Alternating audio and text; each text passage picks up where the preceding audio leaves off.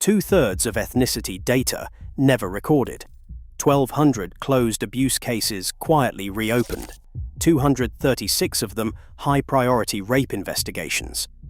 A Christian pastor arrested and banned from his own city centre, while allegations of two-tier policing spread nationwide.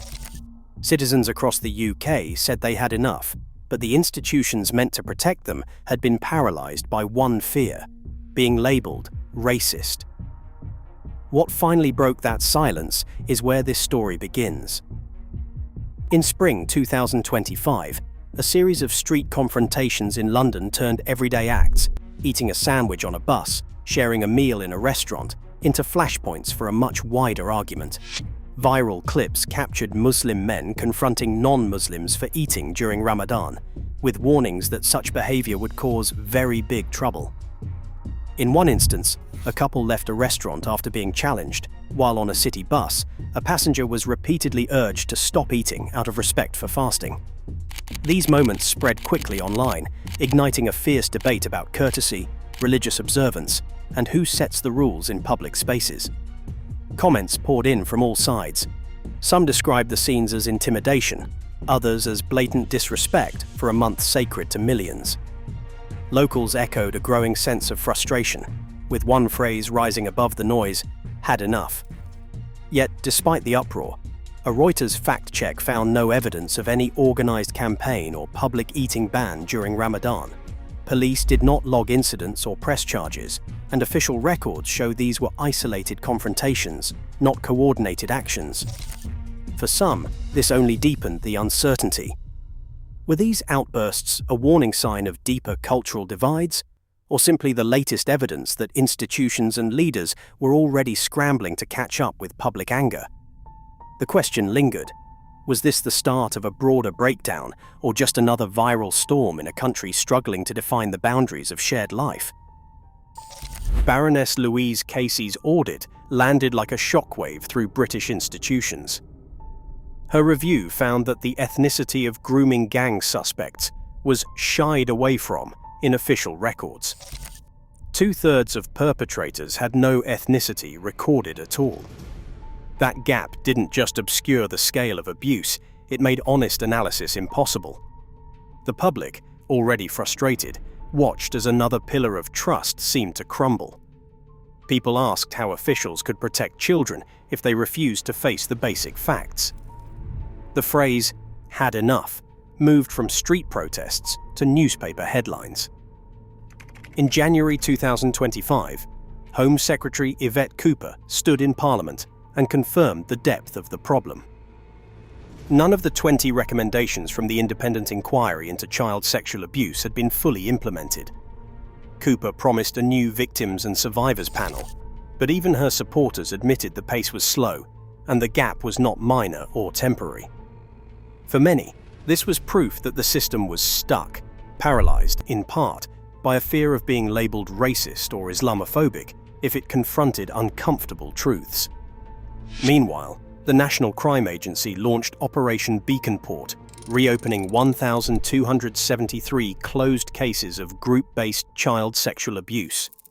Of these, 236 were classified as high-priority rape cases. Investigators found human error and missed lines of inquiry at every turn.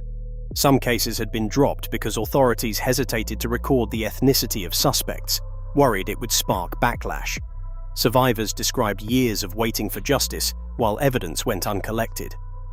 The scale of these failures turned what might have been a policing scandal into a national crisis of trust.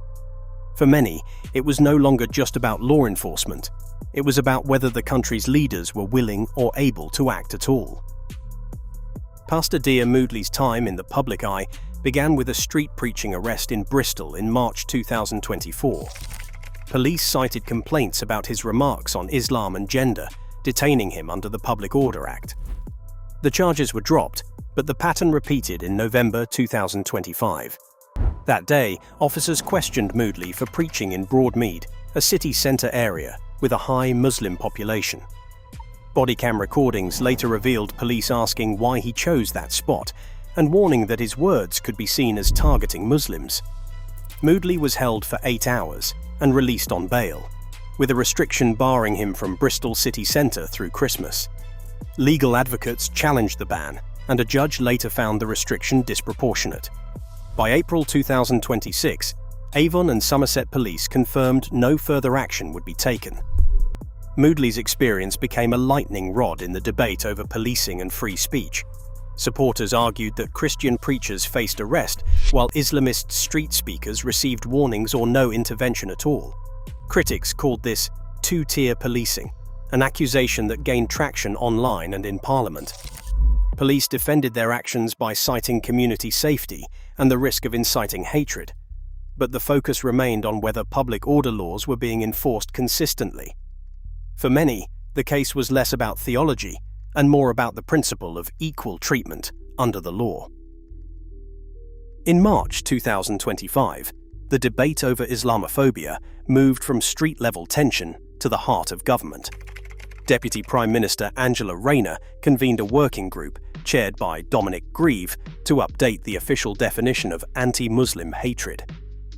Early drafts of the group's proposal included language that reached far beyond threats and abuse, suggesting that even hostile remarks about Islamic doctrine or public opposition to Sharia law implementation might qualify as Islamophobia. For critics, this raised a red flag.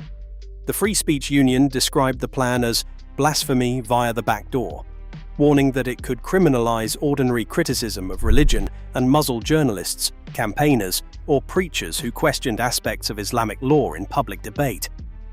Muslim organizations, including the Muslim Council of Britain, pressed for stronger protection against hate and harassment, but also cautioned that any new rules must not silence legitimate religious or political discussion.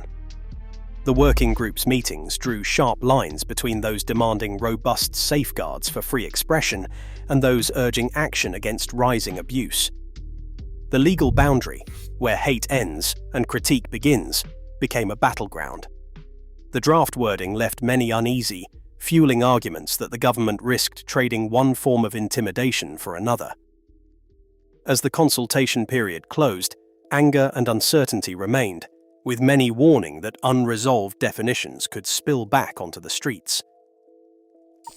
Leicester became the centre of the 2024 summer riots, where anger that had built over years erupted in the streets. Police commanders ordered specialist public order units into Muslim-majority neighbourhoods, while standard patrols covered nearby areas with mostly non-Muslim residents. On the ground, the difference was impossible to miss. Arrest rates in Muslim wards ran nearly double, 1.8 times higher than in other parts of the city, a figure later confirmed by both the Independent Office for Police Conduct and academic researchers. As tempers flared, accusations of two-tier policing swept through local and national debate. Civil rights groups filed formal complaints, pointing to the sharp contrast in tactics and outcomes. For many, the riots weren't just about disorder. They exposed deep cracks in how the law is enforced and who feels protected or targeted by the state. In the weeks that followed, the fear inside Muslim communities became real. October 2025 brought a wave of coordinated arson attacks on mosques across England, including in Birmingham and Manchester. The violence prompted an unprecedented joint statement from 82 Muslim charities, councils, and worship networks. Their demand was clear. The government must take their safety seriously, with stronger police protection, faster prosecutions, and funding for security. The Home Office responded, pledging £5 million for mosque security upgrades and confirming the attacks would be treated as hate crimes. For many, this was overdue recognition of a threat that had moved from online rhetoric to physical danger. The cycle of resentment and insecurity, locals saying they'd had enough, communities fearing for their safety, was now written into the country's public record. Pressure mounted inside Westminster as the KC audit and Operation Beacon Port's revelations fueled public outrage. MPs tabled question after question, demanding a national statutory inquiry into grooming gangs, citing families' testimonies and the glaring absence of ethnicity data in official records. The Home Affairs Select Committee echoed these calls, its report pressing the Home Office to act on Casey's recommendations. Behind the scenes, party whip emails revealed cross-party threats to withdraw support unless the government launched a full inquiry. Keir Starmer, who had previously resisted, reversed course in June 2025. He announced the government would accept all of Casey's recommendations, stating, "I have read every single word of her report, and I am going to accept her recommendation." That public acceptance broke the deadlock.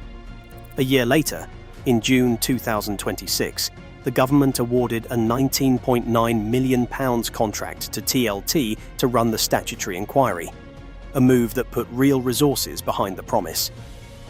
While politicians scrambled to respond, legal challenges kept the free speech debate alive. Pastors and advocacy groups brought cases against police forces, arguing that public order laws were being used to silence street preachers like Dia Moodley, while Islamist speakers faced less scrutiny. Courts sometimes upheld police discretion, but also found restrictions, like Moodley's city centre ban, disproportionate. These rulings did little to settle the core dispute. As the statutory inquiry began its work and legal battles continued, the central question remained unresolved. Were these steps the start of meaningful reform, or just delayed concessions forced by public anger? In the end, trust would only return if the law was seen to be enforced consistently, regardless of faith or background. Today, both sides say they've had enough of fear, silence, and double standards. Baroness Casey's audit sits unfinished, and laws meant to protect can also silence. As definitions of Islamophobia blur with free speech, the question lingers: who decides whose boundaries matter most? Drop your thoughts below.